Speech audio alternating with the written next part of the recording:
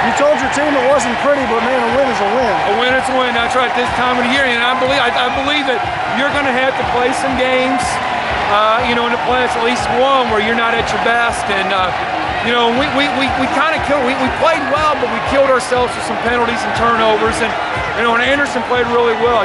They never quit playing. We jump up 21-0, and all of a sudden it's a game again, and that's to their credit for not giving up. So it's great, and we're in the Final Four, so I can't complain too much about that. Were you a little surprised when Slater didn't come back out that they were still able to run the ball effectively and get back in the game?